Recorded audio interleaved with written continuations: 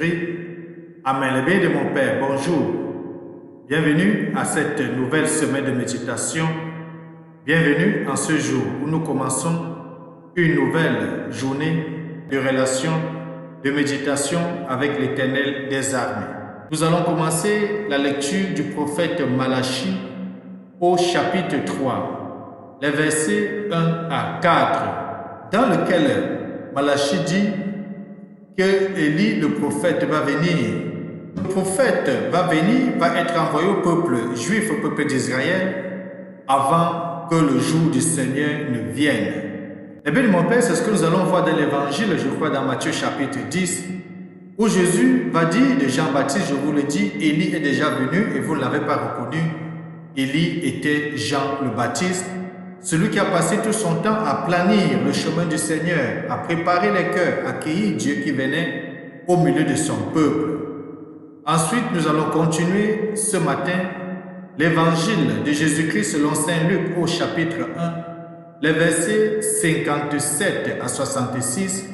Dans cet évangile, nous allons tous écouter la naissance de Jean-Baptiste. Jean-Baptiste que nous connaissons bien, qui est né d'Élisabeth et qui est né aussi de Zacharie. Zacharie, comme nous le savons, était un prêtre à qui l'ange Gabriel avait annoncé qu'il devait enfanter. Il faut dire que les parents de Jean-Baptiste, Zacharie et Élisabeth avaient atteint respectivement l'andropause et la ménopause, mais de façon miraculeuse, ils vont concevoir un enfant et ils vont l'enfanter. Eh bien, mon Père, prêtons les textes aujourd'hui, tournons nos sens à l'intérieur, à chacun et à chacune. Bienvenue. Tu es le plus proche voisin. Tu es le plus proche voisin. Emmanuel dans nos prisons. Le bien de mon Père, prions l'Éternel des armées. Dieu éternel et tout-puissant, nous allons bientôt célébrer la naissance de ton Fils. Il a voulu prendre chair de la Vierge Marie et s'est lié pour toujours à notre humanité. Qu'il montre ta miséricorde aux pauvres serviteurs que nous sommes. Nous t'avons prié par le même Jésus, lui qui vit et règne avec toi, Dieu aujourd'hui, Dieu demain et Dieu pour des siècles et des siècles.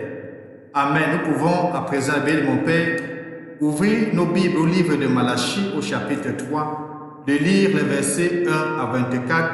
Ensuite, nous allons méditer ensemble cet évangile de Luc que nous allons proclamer. Bonne méditation. Souviens-toi, Seigneur, de ton amour. Seigneur, enseigne-moi tes voies. Fais-moi connaître ta route. Dirige-moi par ta vérité. Enseigne-moi, car tu es le Dieu qui me sauve. Souviens-toi, Seigneur, de ton amour.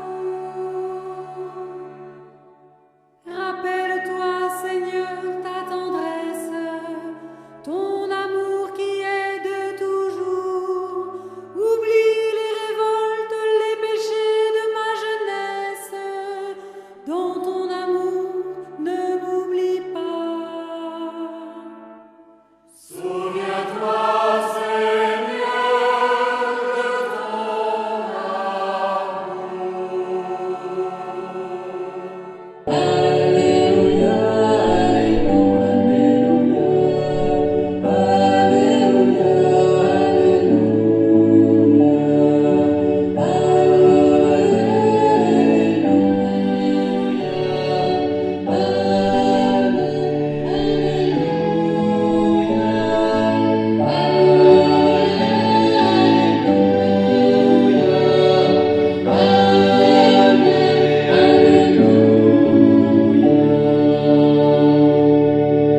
Évangile de Jésus-Christ selon Saint Luc, au chapitre 1, les versets 57 à 66. Quand fut accompli le temps où Élisabeth devait enfanter, elle mit au monde un fils. Ses voisins et sa famille apprirent que le Seigneur lui avait montré la grandeur de sa miséricorde, et ils se réjouissaient avec elle. Le 8e jour, ils vinrent pour la circoncision de l'enfant.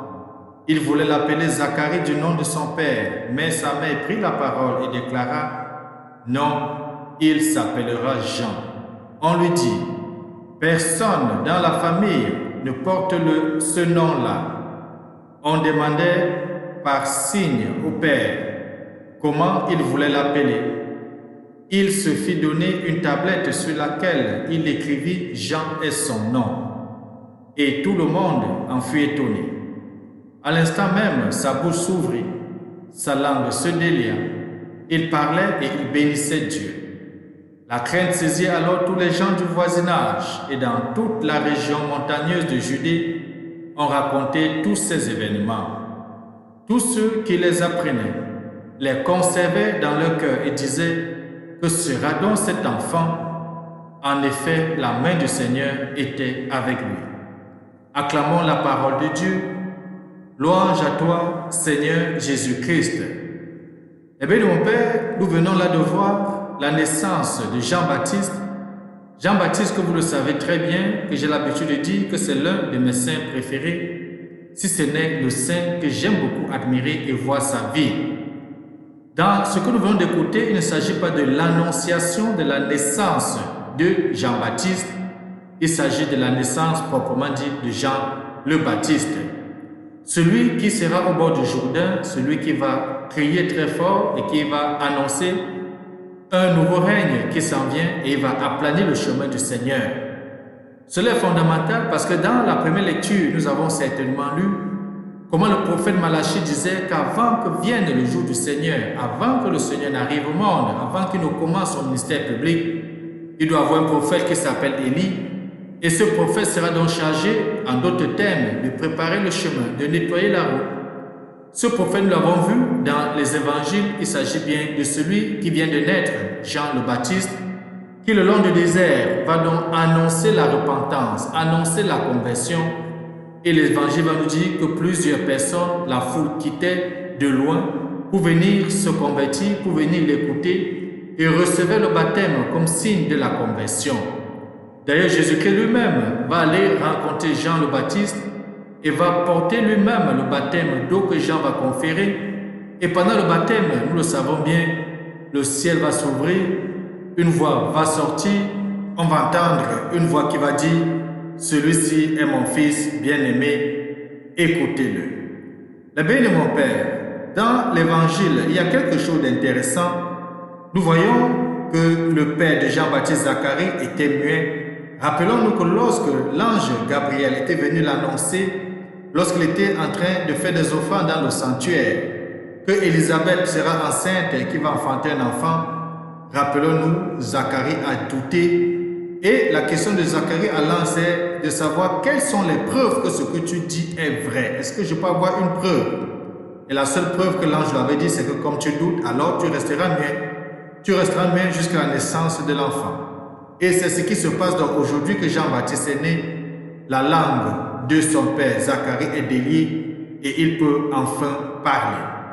Eh bien, donc, ce que nous pouvons retenir de façon importante dans cette histoire, c'est que rien, encore une fois de plus, n'est impossible à Dieu.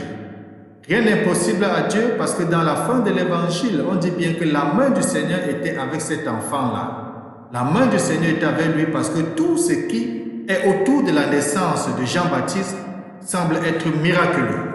D'abord, l'âge de ses parents. Zacharie et Élisabeth, comme je le dis, étaient déjà en âge de ne plus concevoir, de ne plus procréer. Zacharie avait atteint l'andropause, tandis que Élisabeth avait atteint la ménopause. Ils étaient en âge très avancé.